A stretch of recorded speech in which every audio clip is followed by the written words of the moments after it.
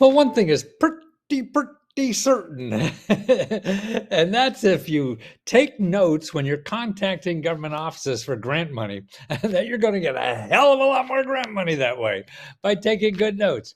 And Sabrina, she's very good at all this. And so she's going to give you a step by step lesson on how to take one of the Let's Go Help reports that shows you all the people to contact for any kind of money you need, whether it's starting a business or getting out of debt or going to school or better jobs or all this stuff that the government has, and even housing money.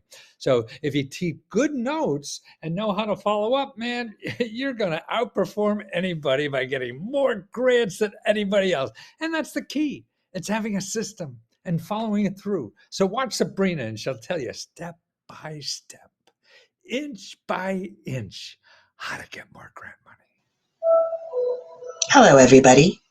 I thought I would come today and share how I go over a Let's Go Help report with you. First, I'd like to show you an example of a way to take notes when you're going over a Let's Go report.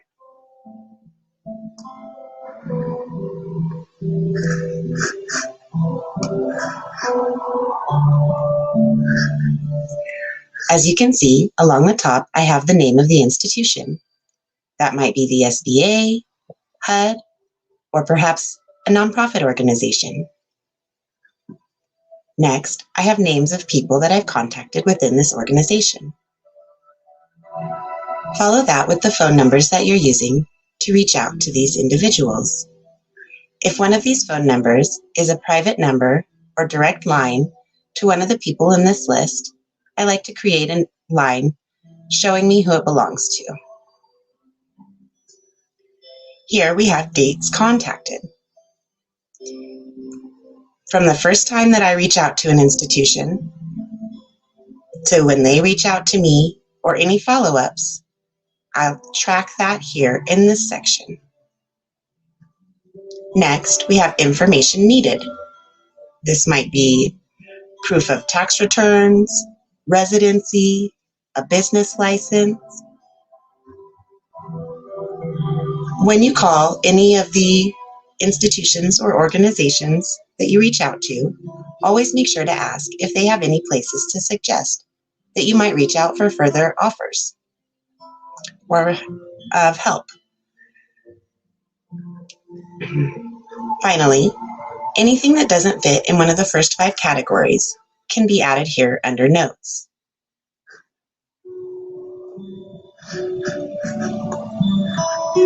Now let's pull up the business report, one of our most common reports here in Let's Go Help.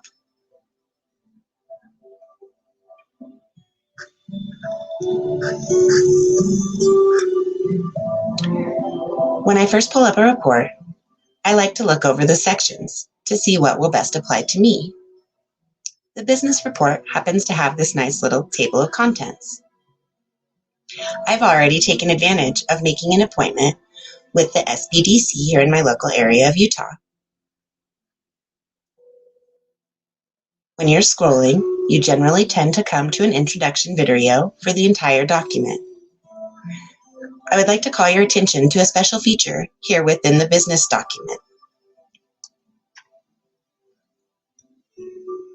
If you follow along to the very end, you'll see this little box pop up.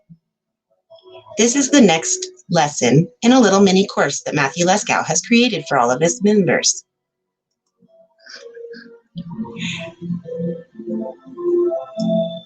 Here we see the first section of this report.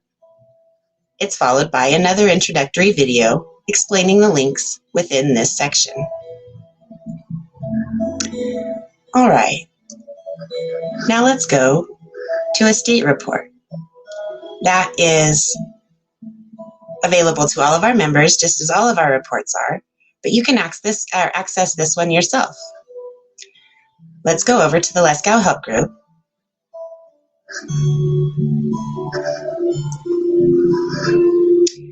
On a computer or a laptop, it should look somewhat similar to this, and you'll have a More tab. When you click that, a Files button will appear. On a phone, generally the Files button tends to be up in this top line rather than under the More tab. Let's click the Files button. Now you've pulled up all of the reports that are available to you. Let's put those into a more traditional alphabetical arrangement. I happen to be in the state of Utah at the moment, so let's look at the state of Utah. When you click it, as I just did, you'll pull up the link for where Karishma, one of our fellow admin here in the Leskow Help Group, has supplied all of our members with this report. I'm going to like the report, and then I'm going to click it. You can't see it, but on my screen, on the very bottom, a bar has appeared showing me where I downloaded this report. On a phone, sometimes it will automatically pop up, or there may be prompts asking you how you want to deal with it. Simply click the report, and it should look like this. It'll look slightly different for every state, mostly just because it'll have the name of that state.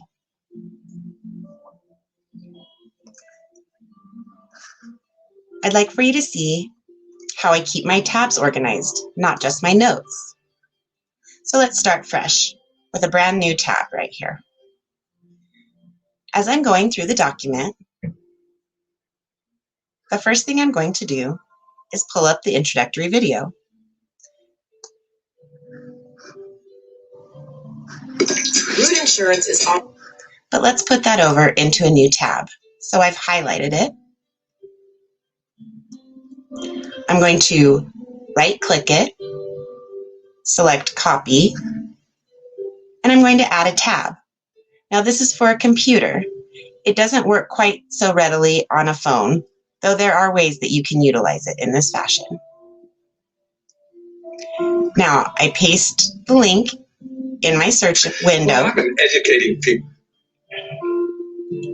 And now I have the video right here to watch. Let's go back to the report rather than the video. After I've watched this video, I come back to this report and I scroll down to find my next links. This is going to be another document from Matthew Leskow. You can tell by looking at the link itself. Each of these is a document. I'd like to check out one of the links which leads to a source. It doesn't look like that's what this does. So instead, let's go ahead and click on to personal grants. I don't know anyone who can't use personal grants. All right. Now, here's another introductory video. And then we come upon our first link. Again, you can tell by looking at it what you're going to see when you click it. A document, a website, or a video. So let's click on our link.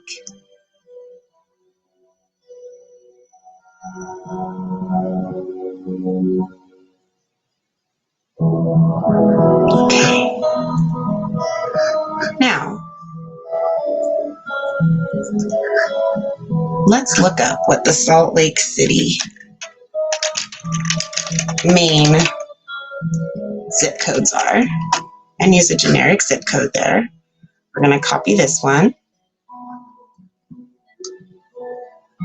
Well, it's not going to let me copy it the way I want, so we'll just remember 84044.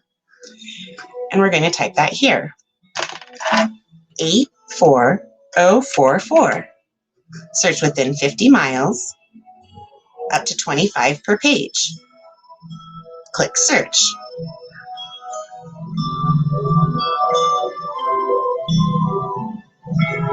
And there we go. We have four different options within 50 miles. Let's scroll down and they'll tell you exactly what each of these places are. Okay? I'm actually familiar with the Utah Community Action Program, Utah CAP, and so let's go ahead and click on that website. So now, if we look up at the top, we have our new report that we clicked on that covers personal grants due to COVID. Now we've clicked the Community Action Partner link and pulled this tab up, and we decided to check out the services under Utah Community Action. Now we have 3 links at the top of our page. This here still has more resources. So I'm not ready to count this off my list, even though I've pulled up one of those resources. Now I'm going to come back over to the newest link. Here, I'm going to come along and look at the menu. This is where it is for this particular site, and I want to look into their programs. For me, I benefited from Utah CAP through their housing program. It paid for several months of my rent in my apartment. All I need to do now to begin the process to apply for rental assistance through Utah CAP is to click this button right here. It's letting me know that this is going to take me off of this specific page and take me to yet another page.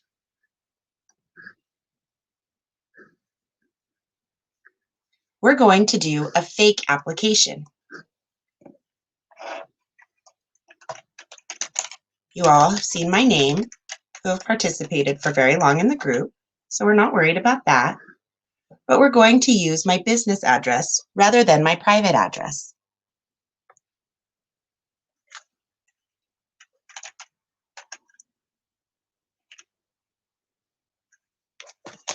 I apologize. Let me look that up really quickly to make sure I get it correctly.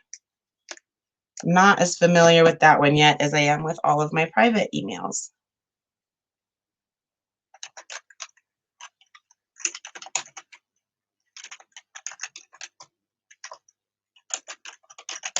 Okay.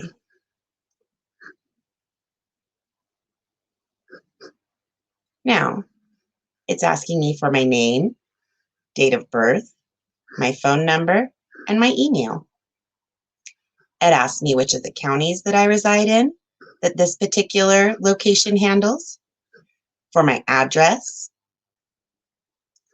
the number of people in my size, if I choose to answer these questions, apparently, not just race or ethnicity, but also number of households.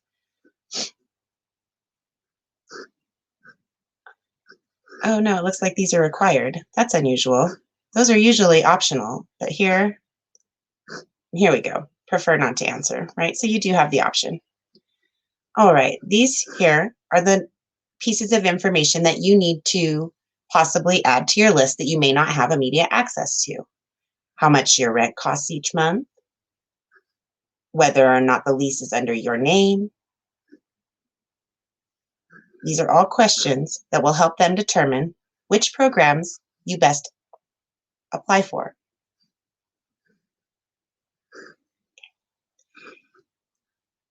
Then they want, right here in this box, a detailed explanation of why you have struggled to pay your rent due to COVID.